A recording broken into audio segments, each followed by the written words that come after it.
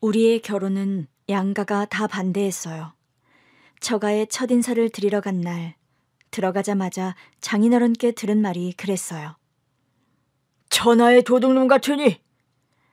장인어른은 현관 앞에 우두커니 서 계셨고 말로 한 대 얻어터진 저는 신발을 벗지도 못한 채 고개만 숙이고 있었죠. 마음은 황당했지만 차마 장인어른의 눈을 못 보겠는 겁니다. 아내는 화를 냈어요. 아빠, 이건 좀 아니지. 일단 좀 비켜보세요. 시간 내서 왔는데 이렇게 세워두실 거예요? 결국 장모님이 오셔서 아내를 데리고 들어가셨고 저는 1시간 가까이 현관에 서 있다가 결국 무릎을 꿇었습니다. 절대 안 굶기겠습니다. 제가 뭘 해서든 먹여 살릴 자신 있습니다. 1시간을 고민한 끝에 한 말이었는데 장인어른께서 대답이 없으시더라고요. 천천히 고개를 들어 눈치를 살폈더니 그제야 말씀하셨어요. 옷 장사를 한다고? 네. 난 그게 맘에 안 드는 거야. 집안도 가난해, 여차할 기술도 없어. 그렇다고 대학을 나온 것도 아니야. 사내 놈이 여자를 먹여 살리려면 뭐라도 제대로 하는 게 있어야 할 거 아니야. 겨우 여자 옷을 판다고? 그게 돈이 되겠나? 아직은 미약하지만 제가 정말 잘해내고 싶은 일입니다. 누구나 다 잘하고 싶지. 그러나 잘 되는 사람은 아주 적고. 결국 결혼 허락도 못 받고 쫓겨났어요. 아내가 뒤따라 나오더라고요. 우리 어떡해? 큰일이다. 이대로 우리 집에 인사 가는 게 맞을까? 처음엔 고민했지만 일단 부딪혀보자 싶었어요. 그러나 제가 처가에서 반대를 받은 걸 안 우리 어머니도 가만히 계시지 않았죠. 너희 친정은 뭐 대단한 집이라도 되니? 우리 어머니의 질문에 아내가 많이 당황하더라고요. 저희 아버지가 딸 생각하는 마음에 나도 우리 아들 생각해. 우리 아들 말이 너희 집에서 반겨주시진 않았다 그러는데 내가 보기엔 우리 아들 표정이 반겨주지 않은 정도가 아닌 것 같아서 그래. 너희 집에 인사 갔다 온 날 밤 화장실에서 수돗물을 틀어놓고 꺼이꺼이 울더라. 사실 어머니의 싸늘한 반응에 제가 더 당황했었어요. 저는 처가에서 내가 먹고 살 능력이 있는지 걱정하시는 것 같다고만 했거든요. 그날 밤 제가 혼자 우는 소리를 들으셨을 줄은 전혀 모르고 있었어요. 엄마, 그게 아니라요. 내가 좀 더 능력이 있는 놈이었다면 싶어서 운 거예요. 처가에서 별일 없었어요. 내가 내 아들 표정도 모를까 봐. 나도 너 별로다. 내 아들 귀하게 못 여기는 처가라면 나도 별로라고. 아내는 회사원이었어요. 회사원이었던 아내가 옷을 사러 왔다가 저랑 눈이 맞았는데 사실 그때 제 가게는 겨우 적자만 면하는 상태였어요. 아내는 그런 우리 가게를 애용해주는 단골이었죠. 첫인상은 그렇게 좋진 않았어요. 아내가 매장에 들어오자마자 오만상을 쓰더니 불쑥 그렇게 물었거든요. 여기 청바지가 이게 다예요? 눈에 보이는 게 당연히 다일 거 아니에요. 찾는 게 없으면 다른 가게로 가면 될 것이지. 굳이 따져 묻는 모습이 사나워 보이더라고요. 네, 그런데요. 아니, 핏이 다 왜 이래요? 핏이요? 왜 멀쩡한 옷을 탓하시는지. 제 말에 아내가 코웃음을 치더니 그러더라고요. 여기 장사 잘 안 되죠? 그래서 스트레스가 많으신가 봐요. 그때 진짜 우라통이 터지는 것 같았어요. 지금 뭐라고 하셨어요? 아니, 찾는 옷이 없으면 다른 가게로 가시면 되지. 왜 인신공격하세요? 저 인신공격한 적 없는데요. 딱 봐도 장사가 안 될 것 같아서 그래요. 그게 공격이죠. 저에 대한 공격이라고요. 가뜩이나 장사도 안 돼서 답답한데 왜 이런 진상 손님까지 꼬이나 했어요. 그러자 저한테 사진을 하나 보여주더라고요. 이런 옷이 유행인 것도 몰라요? 네? 내일 모레 다시 올 테니까 이런 청바지로 중청, 진청, 흑청으로 좀 구비해 두세요. 사이즈도 좀 더 다양하게 하고요. 장사 안 된다고 재고만 털려고 하면 절대 성공 못 해요. 처음 보는 여자가 막 잔소리를 하는데 그냥 다른 데 가서 사라고 하고 싶은데 벌써 나가고 없더라고요. 뭐 저런 여자가 다 있어. 뒤늦게 소리쳐봤지만 들어야 할 당사자는 사라지고 없는 상태였어요. 솔직히 그 여자가 사라고 한 청바지 안 사고 싶었는데요. 결국 샀어요. 산 다음 그 여자가 오겠다고 한 날이 오자 종일 초조하더라고요. 앉아 있어도 다리가 덜덜 떨리고 옷 정리를 하고 있어도 오한이 오는 것 같고 그때까지 여자를 보면서 그렇게 초조해한 적이 없었는데 돌아서면 임자 만난 게 아니었나 싶어요. 저녁이 되도록 안 오길래 설마 사람 생고생만 시키고 까먹은 건가 했는데 문 닫기 직전 피곤에 절은 얼굴로 들어오더라고요. 진짜 사두셨네요? 잘하셨어요. 고맙다도 아니고 잘했다니 내가 무슨 강아지인가 싶다가도 저도 모르게 자꾸 입꼬리가 실룩거리더라고요.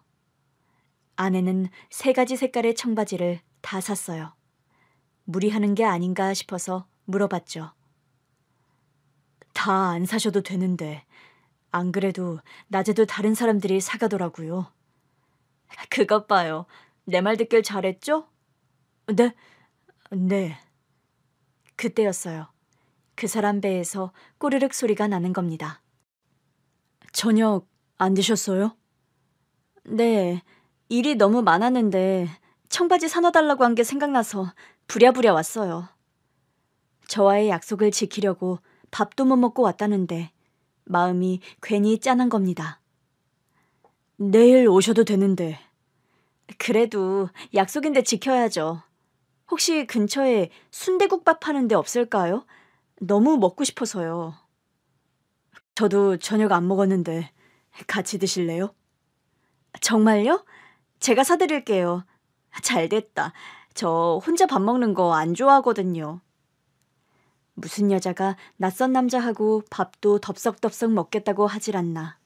묻지도 않았는데 제잘제잘 잘도 떠들더라고요. 같이 순대국밥을 먹는데도 그 여자가 하도 떠드니까 어색하지도 않고 너무 잘 먹길래 미리 건져둔 순대 좀 더 먹으라고 하니 그것도 잘 받아 먹더라고요. 돌아보면 처음 본 순간부터 황당한 만큼 끌렸던 것 같아요. 그 후로도 아내의 도움을 많이 받았어요. 이런 옷이 유행이다 그래서 사두면 그 옷은 정말 남지 않고 잘 팔리더라고요. 문제는 그래서 그 종류의 옷만 무지하게 사뒀다가 결국 재고만 남긴다는 거였죠. 아내는 이런 상황까지는 몰랐어요. 연애를 시작하고도 가게 상황 같은 건 말한 적이 없어요. 남자의 자존심 같은 거였죠. 결혼 얘기가 나오고서야 솔직하게 가게 상황을 말했더니 아내가 당황하더라고요.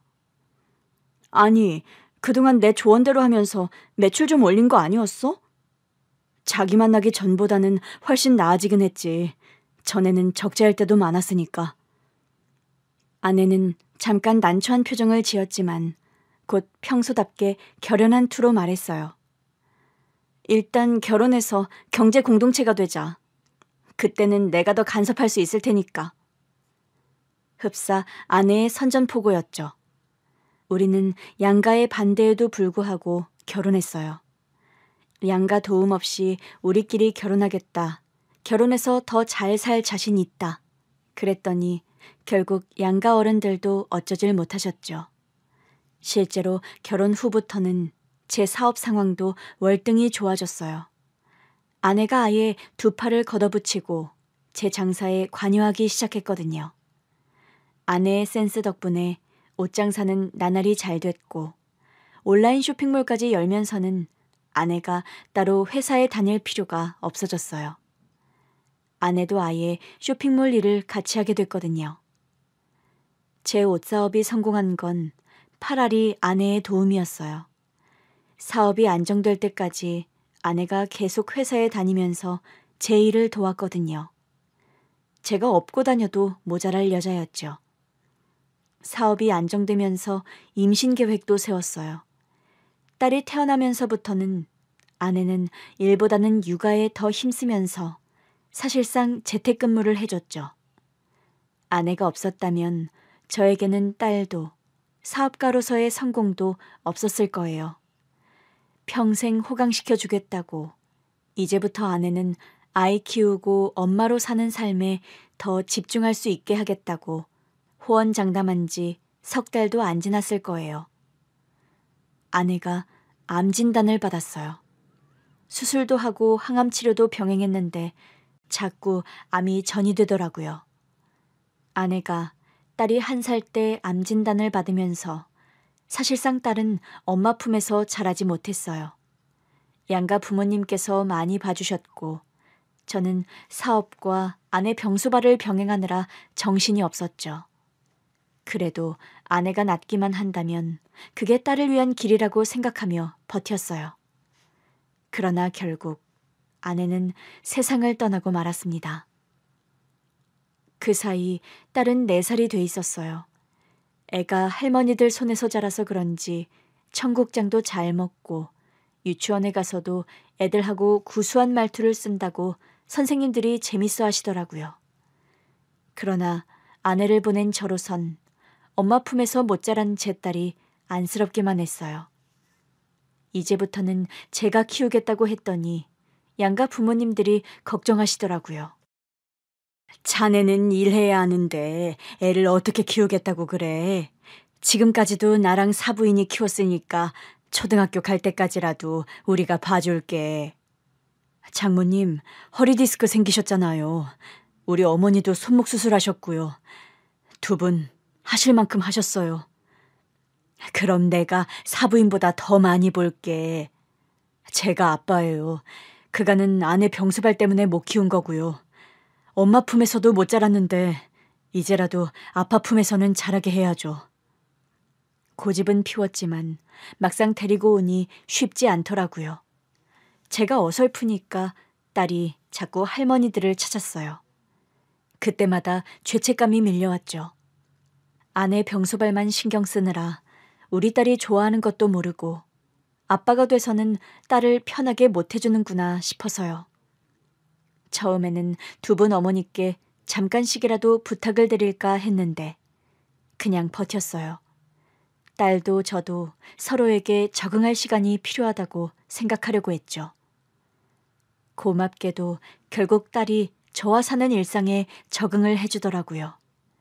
반찬은 2분 어머니께 도움을 받았지만 그 외의 모든 건 제가 다 했어요.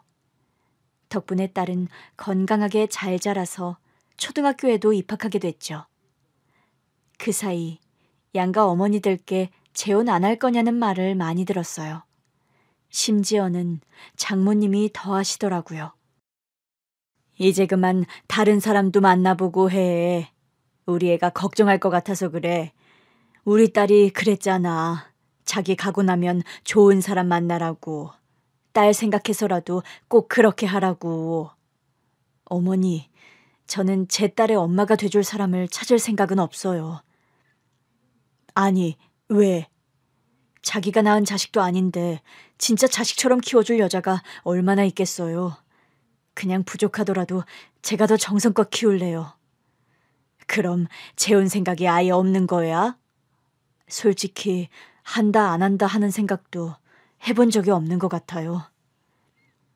양가 어머니들이 그렇게 원하셨지만 저는 10년간 일도 하고 딸 키우는 데만 집중했어요.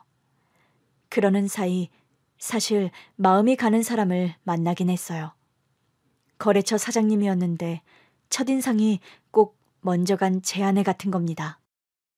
보통 거래처라고 하면 서로 예의를 지키기 마련이잖아요. 그런데 저를 보자마자 그러더라고요. 밥도 안 먹고 다니시나 봐요? 예? 아니, 피죽도 못 얻어먹은 얼굴로 장사를 하시면 어떡해요? 자고로 장사하는 사람은 넉넉해 보여야 해요. 제가 빈곤해 보이나요? 네. 저기, 일어나세요. 예? 계약 건으로 막 카페에 마주 앉았을 때였어요. 대뜸 일어나라고 하더라고요. 나갑시다. 밥부터 먹게. 다 먹고 살려고 하는 거잖아요. 아니, 좀 전에 커피 시켰잖아요. 아직 나오지도 않았는데. 테이크아웃해서 가지고 가면 되죠. 별 걱정을 다 하시네. 아내를 보낸 뒤 처음으로 아내 못지않게 거침없는 여자를 본 거였어요. 처음에는 아내에 대한 그리움 때문에 신경이 쓰이나 했어요. 그래도 좋은 거래처였다 보니 계약도 하고 그 후로도 한 번씩 볼 일이 있었는데 그때마다 자꾸 밥을 먹자고 하더라고요. 그때마다 자꾸 자존심이 상하는 기분이 들더라고요. 그래서 일부러 근육도 좀 키워보고 최대한 챙겨 먹으려고 했어요. 그랬더니 어느 날 불쑥 사장님이 저를 보며 환하게 웃더라고요. 이제 좀 보기 좋으시네요. 제가 괜한 오지랖을 떨었나 싶긴 한데. 그러면서 저한테 몇 겹짜리 거대한 반찬통을 내미는 겁니다. 제가 한 반찬인데 따님이랑 드시라고요. 혼자 딸 키우신다는 거 최근에 알았어요. 저는 말한 적이 없는데. 지난번에 급한 건으로 대표님이랑 연락이 안 돼서 사무실로 연락했더니 대표님이 학부모 상담을 가셨다는 거예요. 그래서 지금 근무 시간 아니냐고, 아무리 대표라도 막 자리 비워도 되는 거냐 그러면서 농담 반 진담 반으로 그랬더니 혼자 따님을 키우셔서 부득이하게 자리를 비우셨다고 죄송하다고 하더라고요. 아차 싶었죠. 왜 그렇게 피죽도 못 얻어먹은 몰골로 다니시나 했더니 마음의 상처가 깊으셨겠어요. 제가 실수했던 것 같아요. 제가 아무것도 모르고 떠들었어요. 죄송해요. 아니에요. 덕분에 저도 건강에 신경 많이 쓰게 됐어요. 해주신 말씀도 다 맞고요. 사업하면서 건강한 이미지를 갖는 거 중요하죠. 도움이 됐습니다. 이렇게 반찬까지 안 해주셔도 되는데. 그때부터 사람이 좀 다르게 보이더라고요. 직접 했다는 반찬도 하나같이 맛있었고요. 그렇게 알고 지내다 보니 친한 친구처럼 편해지기도 하고 자연스럽게 연애가 시작됐어요. 그러던 어느 날 그 사람이 저한테 청혼을 하더라고요. 우리 같이 살아볼래요? 결혼하자고요? 네. 우리 연애하고 있었던 거 아니에요? 맞죠. 맞긴 한데. 솔직히 난 자식을 낳아본 적도 없고 결혼도 안 해봐서 다 서툴 거예요. 그래도 친한 친구처럼 의리 있게 살 자신은 있는데 어때요? 의리 있는 건 알죠. 근데 우리는 사업적으로도 좋은 파트너고 혹시 모르죠? 가족으로도 잘 맞는 파트너일지? 물론 저도 그 사람과의 재혼을 생각 안 해본 건 아니었어요. 그러나 매번 그 사람이 초혼이라는 점, 저에게 딸이 있다는 점이 늘 마음에 걸렸죠. 그런데 우리 딸이 재혼을 찬성하더라고요. 난 아빠도 행복했으면 좋겠어. 사실 나는 엄마에 대한 기억도 별로 없잖아. 나도 엄마라고 부를 사람이 있었으면 좋겠어. 엄마로서 능숙한 사람은 아닐 거야. 사업하는 사람이기도 하고. 아빠가 좋으면 난 좋아. 결국 딸의 응원을 받으며 재혼을 결심했어요. 새아내도 딸과 친구처럼 잘 지내더라고요. 아내와 사별한 지 10년 만에 한 재혼이었어요. 모두가 축복하는 가운데 재혼했고 처음에는 잘 지내는 줄만 알았어요. 그런데 딸의 낯빛이 자꾸 어두워지고 심지어는 애가 점점 야위어가는 겁니다. 아무래도 이상해서 새아내에게 물었어요. 요즘 숙회 안색이 왜 그러지? 살도 많이 빠진 것 같고 혹시 당신 뭐 잘못 먹인 건 아니지? 당신 설마 내가 계모라 숙희한테 해코지라도 했다는 거야? 별 생각 없이 물어본 건데 아내가 발끈하더라고요. 오히려 그때까지는 별 생각이 없었는데 갑자기 의심이 드는 겁니다. 딸에게 물어봐도 아무 일도 없다고 하길래 집에 몰래카메라를 설치했어요. 딸 입장에선 무슨 일이 있다고 해도 말을 못할 것 같더라고요. 그렇게 카메라를 설치한 뒤 딸이 돌아올 시간에 맞춰 실시간 모니터링을 시작했죠. 그날은 일부러 일이 많다고 집에 늦게 간다고도 해둔 상태였거든요. 딸이 집에 오자마자 그대로 거실 소파에 드러눕더라고요. 그런데 아내가 같이 들어오지 뭐예요. 퇴근이 너무 이르다 싶은 시간이었어요. 일단 아내에게 전화를 걸었죠. 당신 어디야? 어디긴 회사지. 뭐? 왜? 내가 이 시간에 회사에 있는 게 이상해? 아니, 그게 아니라. 나 바빠, 끊어. 아내가 저한테 회사라고 거짓말을 하더라고요. 전화를 끊은 아내는 바로 딸을 화장실로 데리고 갔어요.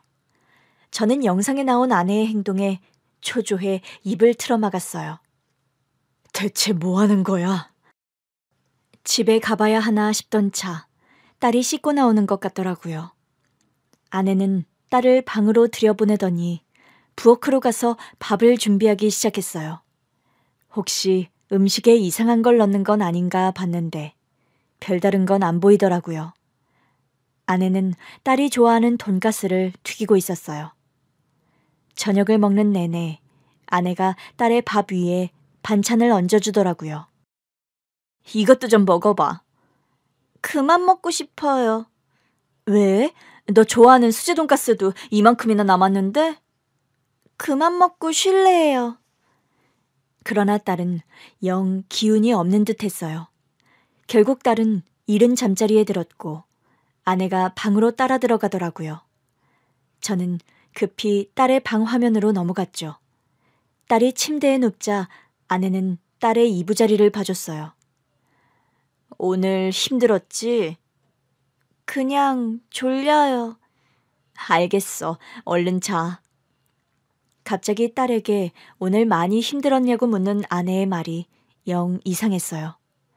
아무래도 둘이 어딘가를 다녀온 것 같더라고요. 아내는 잠든 딸의 얼굴을 매만지기도 하고 이불도 곱게 덮어주면서 계속 곁을 지키고 있었어요.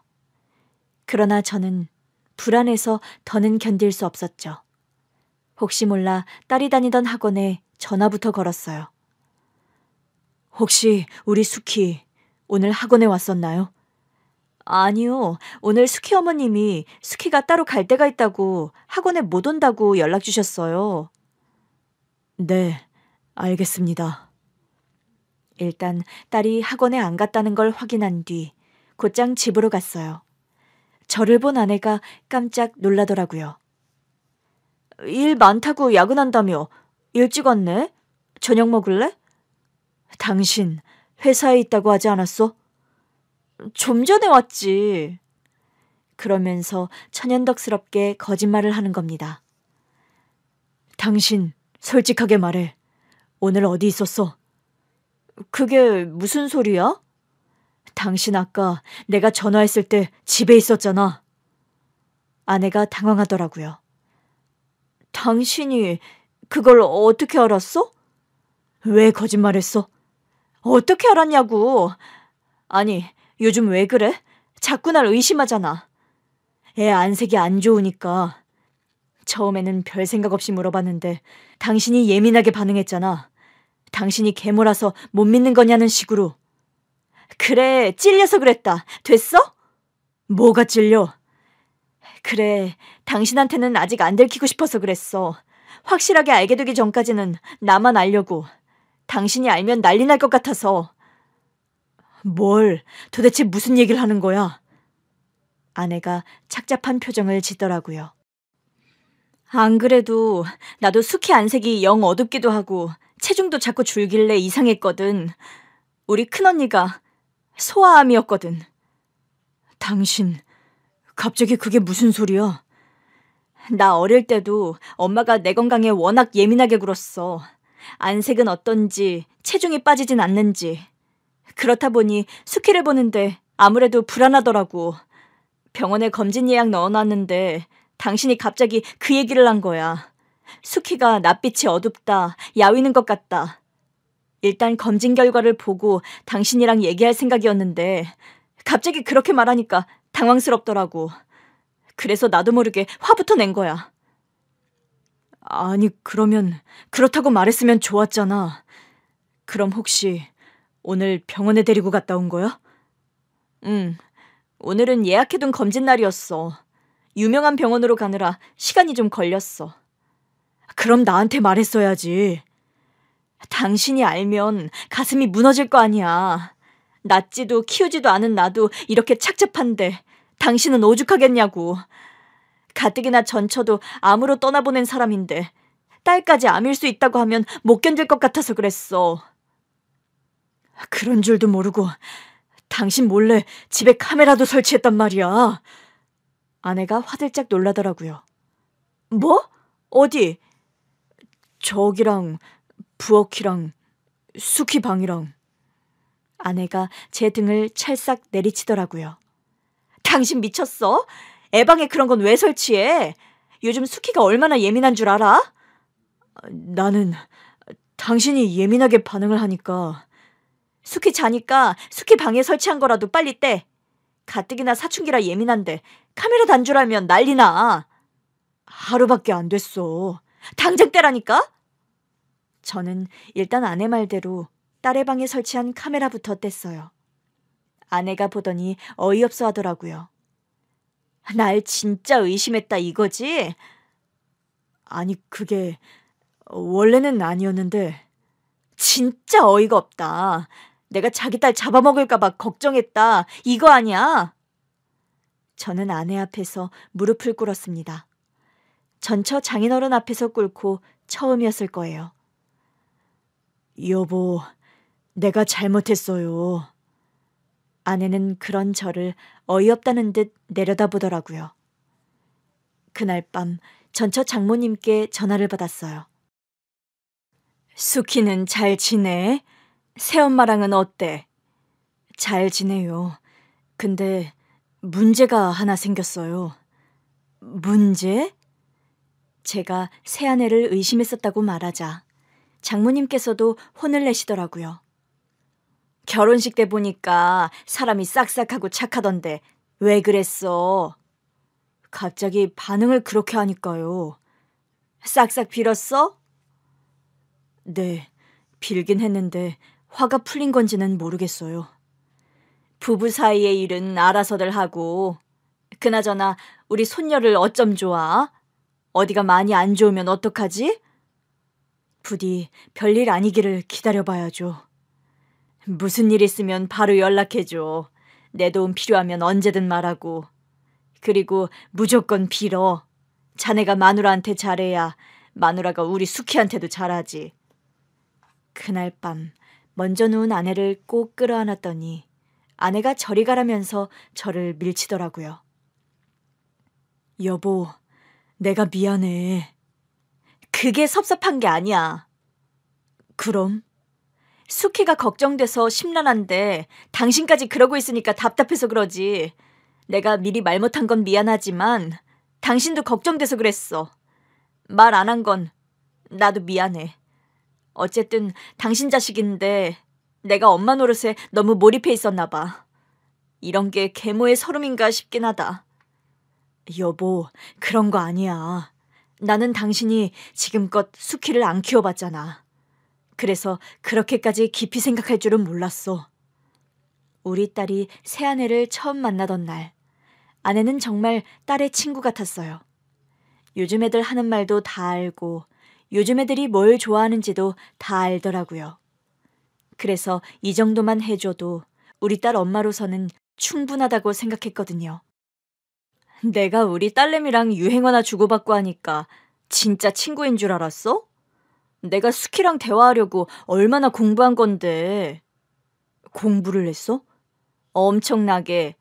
수키랑 처음 만났던 날부터 쭉 해왔어. 솔직히 내가 어떻게 해도 수키를 낳아준 엄마처럼은 안 될 거 아니야. 내가 애를 낳아본 것도 아니고. 그래서 내가 할 수 있는 최선이 뭘까 고민했지. 적어도 우리 딸이 대화하기 편한 사람, 친구 같은 아빠의 아내 정도는 될 수 있지 않을까 싶더라고. 당신이 우리 딸이랑 잘 지내려고 그렇게까지 노력한 줄은 몰랐네. 그러니까 당신이 날 의심했겠지. 날 그렇게 못 믿으면서 재혼은 어떻게 했어? 못 믿는 거 아니라니까. 애가 아픈 것 같으니까 나도 예민해져서 그랬어. 결국 아내가 먼저 화를 풀어주더라고요. 지금은 일단 수키만 생각하자. 사실 나 느낌이 안 좋아. 어? 느낌이? 당신도 이왕 알게 된 거 각오하고 있는 게 좋을 것 같아. 그렇다고 너무 절망하진 말고 행여 뭐가 나오더라도 치료하면 되는 거니까. 알겠지? 저는 그때까지도 아내가 느끼는 불안감의 실체를 잘 몰랐어요. 얼마 후 딸의 검진 결과를 들으러 가서 확실히 알게 됐죠. 간암이네요. 제가 너무 기함하니까 아내가 제 등을 두드리며 진정시키더라고요. 시모, 여보, 우리 수키가... 진정해. 우리는 부모야. 여기서 절대 무너지면 안 돼. 기절하기 직전인 저와 달리 아내는 침착하게 의사 선생님의 말씀을 다 들었어요. 그러니까 그래도 우리 애는 절제로 수술이 가능하다는 거죠? 네, 다행히 절제만으로도 일단 희망이 보이는 상태예요. 하지만 절제 후의 상황에 따라서 추가적인 치료가 필요할 수는 있습니다. 선생님, 그게 무슨 말씀이세요? 당연히 암이 있는 부위는 절제하는 거잖아요. 저는 딸이 간암이라는 사실 하나로도 도저히 진정이 안 되는 상태였어요. 의사 선생님이 차분히 설명해 주시더라고요. 간암 진단을 받았을 때 절제가 가능한 환자도 절반이 되지 않거든요. 절제가 안 되면 다른 화학요법도 사용해야 하는데 절제해서 아예 제거를 못하면 확실히 생존율이 낮아져요. 그러니 불행 중 다행이라는 뜻이죠. 현재로선 다른 장기 전이도 없어 보이고 제가 보기엔 시어머니께서 빠른 판단으로 검진을 받게 하신 게 신의 한 수였다고 봅니다. 결국 제가 의심했던 제 아내가 딸을 살린 거나 다름없단 얘기더라고요. 병원을 나오자마자 저는 아내를 끌어안고 울었어요. 여보, 내가 정말 잘못했어. 내가 미안해. 당신이 우리 딸을 살렸어. 빨리 진단받은 덕에 수술만 하면 완치할 가능성이 높다잖아. 여보, 진정해. 어디까지나 수술 전이잖아. 우리 언니도 처음엔 의사가 그렇게 말했는데 막상 열어보니 범위가 커서 절제하고도 치료를 한참이나 더 받았어. 그때 언니를 생각하면 지금도 가슴이 아파. 얼마나 앙상하게 말랐었는데. 저 형이 그런 아픔이 있었는지 몰랐네. 지금은 아주 건강해 보이셔서. 다 우리 엄마의 노력이 있었지. 그러니 어쩌겠어. 우리는 이제 수키의 건강을 평생 책임져야 하는 사람들이 된 거야. 정신 똑바로 차려야 해. 얘부터 안심시키고 우리가 든든하게 곁을 지켜주자. 난 당신이 없었으면 진지게 무너졌을 거야. 내가 그럴까봐 말을 못했어. 전처도 암으로 보내고 딸까지 암이라니. 또 절망에 빠지고 있네. 우리 수키는 수술만 잘 받아도 회복 가능하다고 했어, 안 했어? 했지. 나도 알지. 근데 갑자기 수키 엄마 간병하던 시절이 생각나서 무섭네. 내가 옆만 지키면 어떻게든 회생할 줄 알았는데 결국 떠났으니까. 내가 우리 수키 어릴 때 지 엄마만 신경 쓰고 아빠 노릇을 못해서 애가 약하게 컸나? 나는 그냥 우리 딸한테 엄마를 건강하게 돌려주는 게 최선이라고 생각했던 건데 아빠라도 옆에 있어줘야 했나 봐. 갑자기 그게 마음이 아파? 다 내 탓 같아. 그런 줄도 모르고 당신한테 뭘 잘못 먹인 게 아니냐고 떠들었으니 내가 당신 볼 면목이 없다. 부모니까 자식이 아프면 다 내 탓 같은 건 알겠어. 근데 당신은 최선을 다했잖아. 나는 수키 처음 보고 깜짝 놀랐어. 엄마 없이 자란 아이 같지 않아서. 그건 장모님이랑 엄마가 잘 키워주셔서 그런 거고. 그래, 두 분 어머님이 잘 키워주셨잖아. 그러면 된 거 아니야? 수키도 할머니들 참 좋아하고 사랑 듬뿍 받은 덕에 나랑도 잘 지내잖아. 저러기 쉽지 않다. 심지어 사춘기 소녀가? 그런가? 그럼 우리 조카가 딱 숙희 나이잖아. 걔는 완전 주변이 어둠으로 덮여 있어. 누가 말도 못 걸어. 아내의 위로에 저도 모르게 웃음이 나왔어요. 아내는 참 어떤 상황에서도 저를 웃게 하는 재주가 있었어요. 저뿐만이 아니었죠.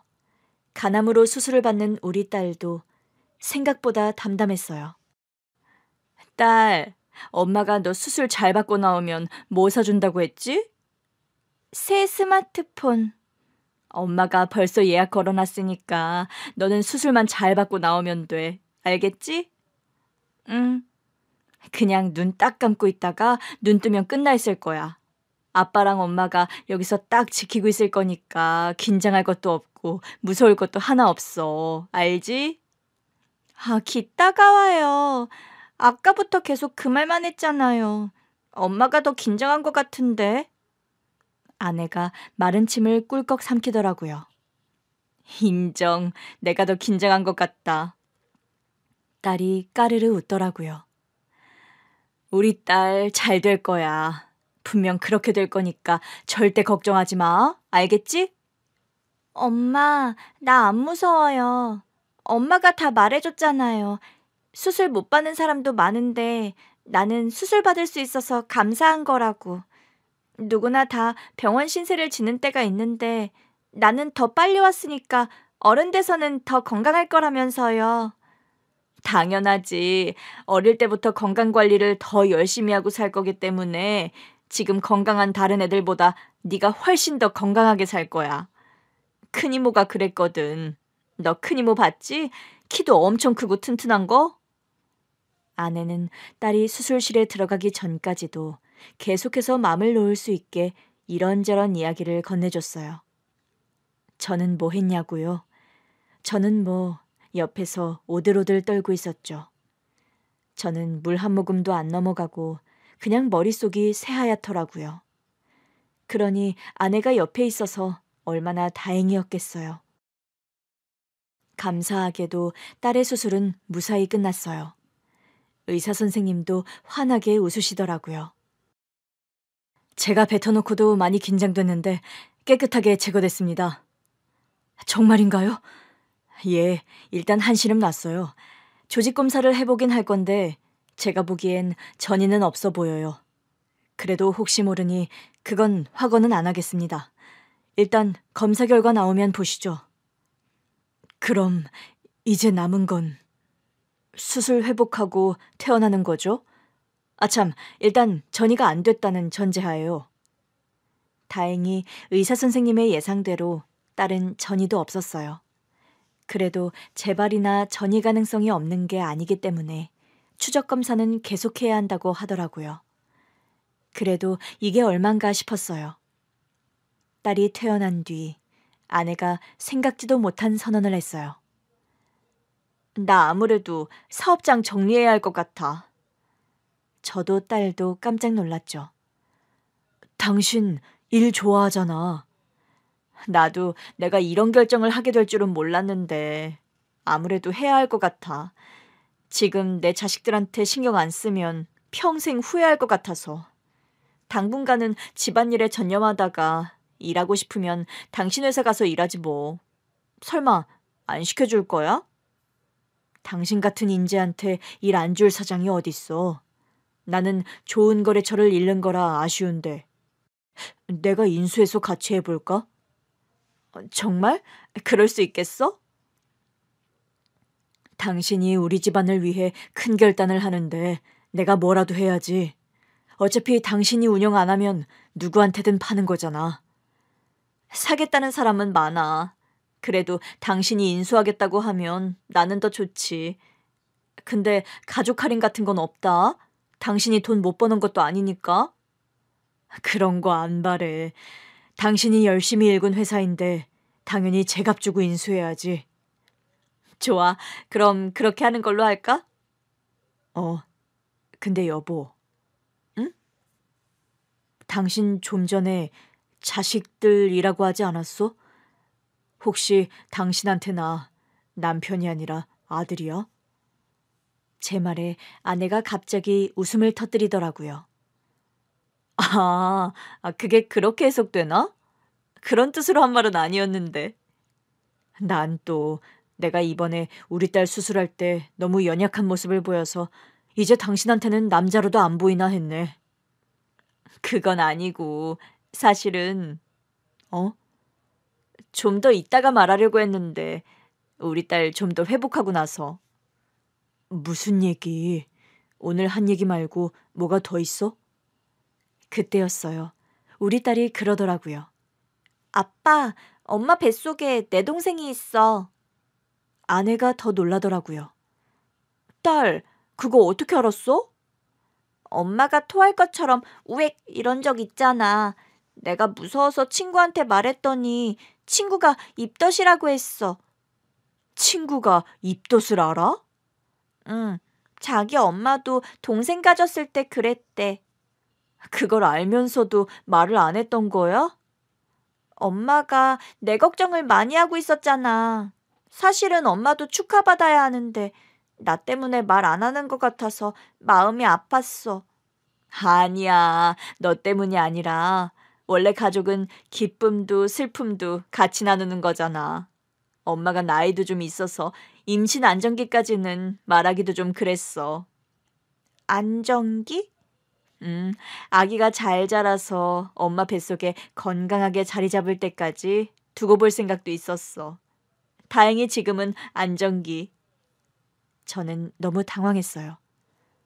당신이 입덧을 했다고? 혹시 지난번에 속 안 좋다고 했던 그때?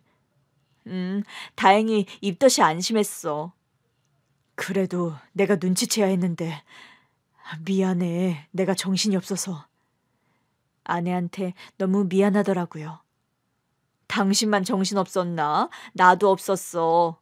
사실 난 내 나이가 좀 있어서 임신될 줄도 몰랐는데. 여보, 고마워. 우리 숙희 동생이 생겼네. 완전 겹경사다. 아빠, 겹경사가 뭐야? 좋은 일이 연이어서 일어났다는 뜻이지. 정말 그렇네. 그럼 우리 할머니한테도 말해서 파티하자. 그럴까? 우리 부녀가 흥분해서 들뜨자 아내가 우리를 진정시키더라고요. 자, 주목. 내가 안정기에 접어들었다는 얘기까지 했지?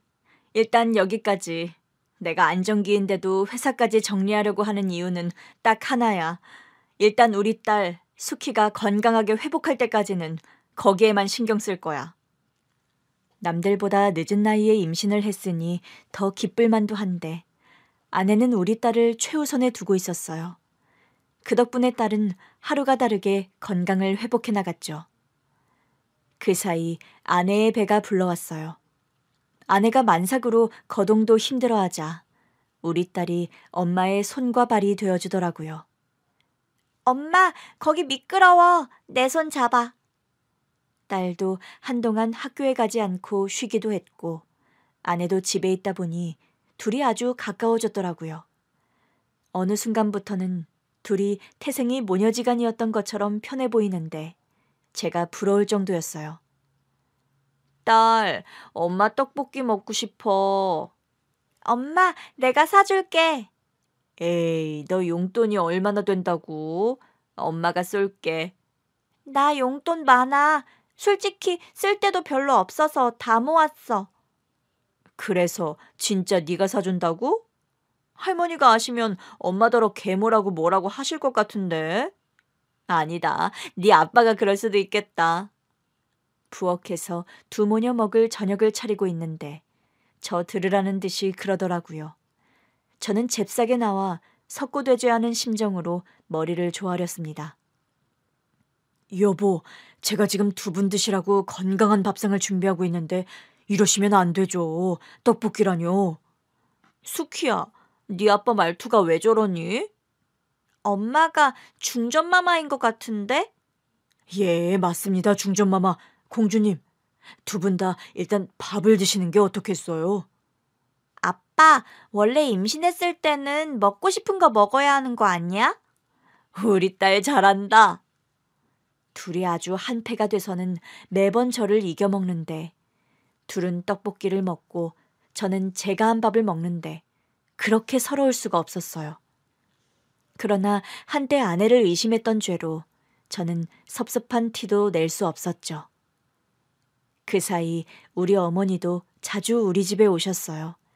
늘 음식을 한가득 해오셨는데 전부 우리 딸과 아내 먹일 보양식이었어요. 식기 전에 얼른 먹어. 그러면서 푹 꼰 닭다리를 아내 앞에 하나, 딸 앞에 하나를 놔주시더라고요. 저는 섭섭해서 물었습니다. 엄마, 내 계모예요? 넌 닭가슴살 먹으면 되잖아. 닭가슴살이 몸에는 가장 좋다더라. 그러나 저의 계모 발언에 아내가 정색하더라고요. 지금 계모 앞에서 계모 발언한 거야? 굉장히 경솔한 것 같은데? 딸, 지금 아빠가 나 들으라고 하는 소리니? 엄마한테 한이 맺힌 것 같긴 하더라. 나 아플 때 엄마가 계모라고 의심했던 것 때문에 지금까지 구박받는다고. 저는 결국 또 석고되지 할 수밖에 없었어요. 괜히 엄마한테 계모 소리 했다가 엄마도 그날의 일을 뒤늦게 알게 되셨거든요. 세상에, 애 아파서 병원 예약한 아내를 의심해? 막말로 생부는 넌데 넌 뭐 하고 있었어? 그게 제가 눈치가 좀 없어서. 눈치가 아무리 없어도 애 아빠가 애 아픈 건 알아야지. 저도 그런 것 같아서 말을 꺼낸다는 게. 이야, 내 아들이지만 못났다, 못났어. 어머니, 어머니라고 부르지도 마라. 내가 창피해서 진짜. 넌 닭가슴살도 먹을 자격 없어. 어머니, 제가 잘못했습니다. 여보, 제가 다시 한번 사죄드립니다. 아내가 장난스럽게 웃더니 제 앞에 닭다리를 놔주더라고요. 얼른 드세요. 우리 모녀의 둘째 아들까지 키우느라 고생 많은 우리 남편님. 진짜? 내가 먹어? 제가 넙죽 받으려고 하자 우리 어머니가 제 등짝을 내리치시더라고요. 준다고 먹냐? 어머니, 제가 닭다리보다 닭가슴살을 좋아해서 그래요. 뭐? 그이 먹게 두세요. 사실 저 사람 고생 많아요. 우리 먹여 살린다고 종일 일도 하지. 집안일까지 다 하잖아요. 사람 쓰자고 해도 여자 둘의 갓난아이만 있는 집에 누굴 부르냐고 안 된대요. 그거 하나는 마음에 드네. 나도 그건 좀 그래. 세상이 워낙 험해야지.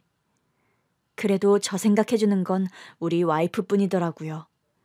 와이프가 준 닭다리를 맛있게 먹고 있으니까 엄마가 그러셨어요. 하여튼 남자는 평생 애야. 마누라가 닭가슴살 좋아한다고 했다고 맘 놓고 닭다리 뜯는 것 좀 봐라. 어머니, 너무 뭐라고 하지 마세요. 전 요즘 우리 신랑 보면 짠해요. 안 그래도 좀 야윈 것 같아서 어머니께 보약 좀 부탁드리려고 했어요.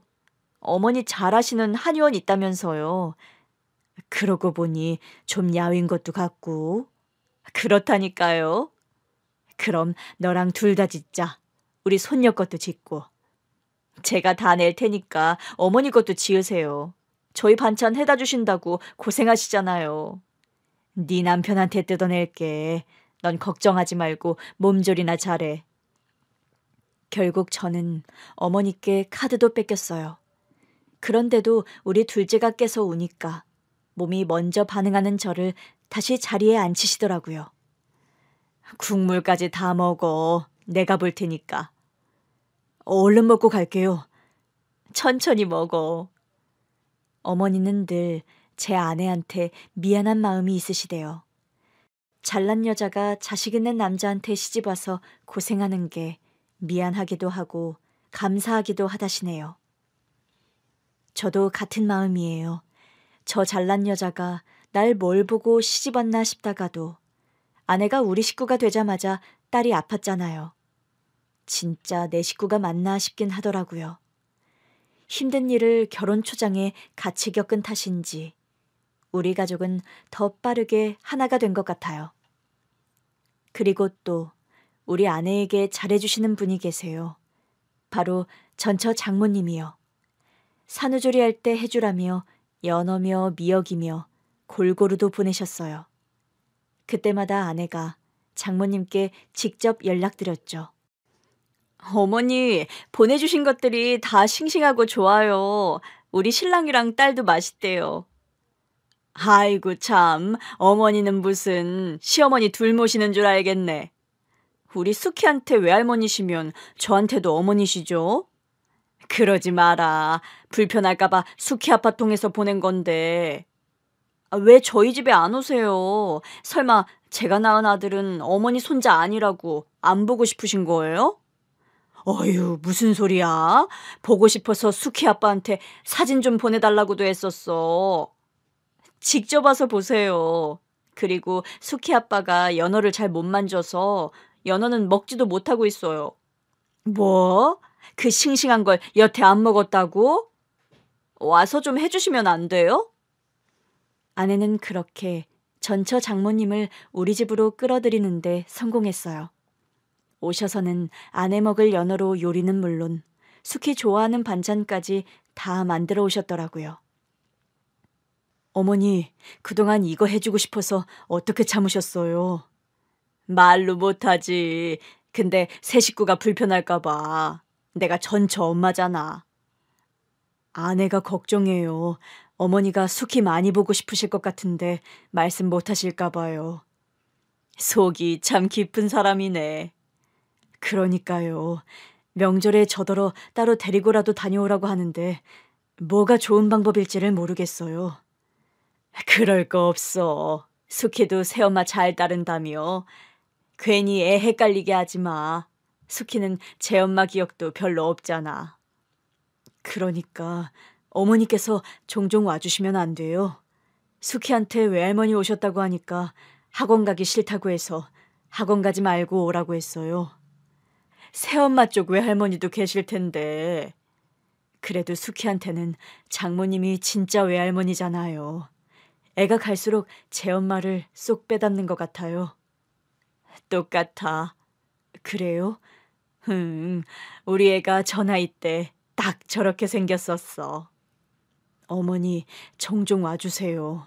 집사람도 딸을 키워보니까 딸 잃은 어머니 심정을 알 것 같아서 생각하면 눈물 나고 그런데요. 알겠어. 내가 수키 엄마한테 종종 미리 연락해보고 괜찮다고 하면 올게. 수키 엄마요? 그럼 애가 암 걸린 것도 바로 알아채고 병원 데리고 가서 살린 사람이 수키 엄마가 아니면 누가 수키 엄마야? 저는 장모님을 꼭 안아드렸습니다. 그 마음을 먹기까지 얼마나 힘든 시간을 보내셨을까 싶더라고요. 수키랑 저녁까지 드신 뒤 집에 가시겠다고 하니까 아내가 모셔다 드리라고 하더라고요. 가시면서도 아내 손을 꼭 잡고 그러셨어요. 수키 엄마야, 내가 언제까지 살지는 모르겠지만 사는 동안 더 잘할게. 정말 고마워. 우리 딸이 힘들게 낳은 우리 수키 목숨 구해줘서 정말 고맙다. 고마워. 장모님도 아내도 서로의 손을 잡고 한동안 울었어요. 우리 딸이 두 분 다 청승 그만 떨라고 하기 전까지 말이죠. 사실 재혼을 하고도 이렇게 안정감을 느끼게 될지 몰랐어요. 새 아내와 결혼을 결심했을 때만 해도 그 사람이 우리 딸의 진짜 엄마가 되어줄 거라는 기대는 안 했거든요. 그런데 우리 아내는 우리 딸을 자기 딸로 끌어안은 것도 모자라 전처의 장모님까지 식구로 끌어안더라고요. 그런 제 아내를 보면서 저희 어머니가 그러세요. 걔는 처음 봤을 때부터 배포가 보통이 아닌 것 같았어. 그런 여자가 또 어디 있겠니?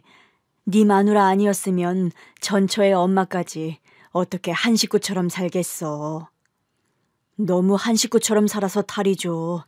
세 분 지난번에 가을 단풍 보러 가신다고 고속버스 타고 나가셨다가 길 잃어버리셔서 저랑 애엄마가 세 분 찾느라 진땀 뺀 거 기억하시죠? 아이고, 알았다니까. 이제는 어디 갈 때는 미리 말하고 무조건 택시 타고 다닌다고 했잖아. 세 분 다 건강 조심하셔야 해요. 다음 주에 셋이 같이 가서 받는다니까. 아이고, 끊어라. 나 저기 뭐 올려놓고 깜빡했다. 요즘 우리 어머니는 제 잔소리가 듣기 싫다며 통화도 얼른 끝내려고 하세요. 그러면서 애엄마랑은 1시간씩 통화를 하시더라고요. 우리 수키도 벌써 고등학생이에요. 아내도 저도 수키가 어린 동생한테 관심을 뺏기고 힘들어하면 어쩌나 했는데 남자친구가 생기더니 같이 공부도 하고 한 번씩 데이트도 하고 하는 것 같더라고요. 그러면서도 집에 있을 때는 우리 부부보다 동생을 더 잘 봐요. 둘째가 칭얼거리다가도 누나 품에만 안기면 자더라고요. 곧 있으면 결혼기념일인데 새 집의 어르신들이 우리 부부끼리 시간 좀 보내고 오라고 하시네요. 아내는 아직 애들을 떼놓는 게 마음이 안 놓이는 눈치라서 제가 작정하고 둘이 짧은 여행이라도 가자고 했습니다. 시작부터 자식이 있었던 부부라 돌아보니 둘이 보낸 시간이 별로 없더라고요. 이번 여행만큼은 아내를 공주님처럼 모시고 다니면서 둘만의 추억을 많이 만들고 와야겠습니다.